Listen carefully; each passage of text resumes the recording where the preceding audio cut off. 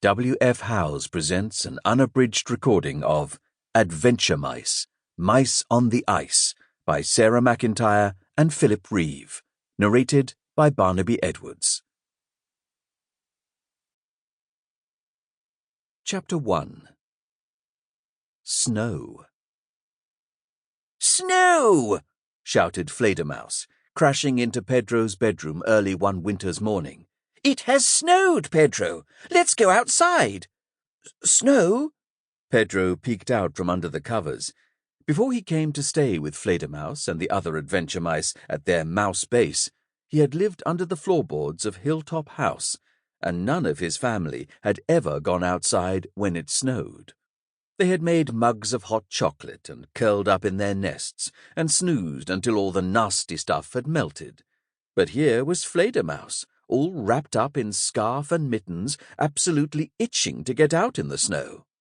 And from outside the window, Pedro could hear the shouts and laughter of the other adventure mice. It sounded as if they were having fun. So Pedro scrambled out of his nest, dressed in his warmest clothes, and followed Fledermaus out onto the balcony. The world had been transformed overnight. Yesterday the Mouse Islands had been grey and brown and green. Now everything was sparkling white. The roofs of all the mouse houses were white. Even the sea was white. The sky was grey, but white things were falling out of it. Lots of fluffy white things. One of them landed on Pedro's nose and perched there, making his whiskers tingle. It was a tiny, perfect snowflake. "Sploof!"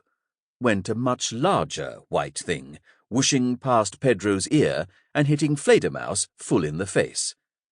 Down below, the other adventure mice were scrambling over the rocks around their harbour.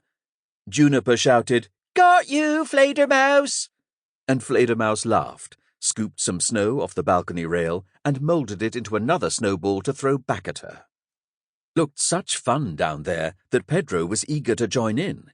He ran to the stairs at the end of the balcony, but somebody seemed to have covered the stairs with glass. "Eek!"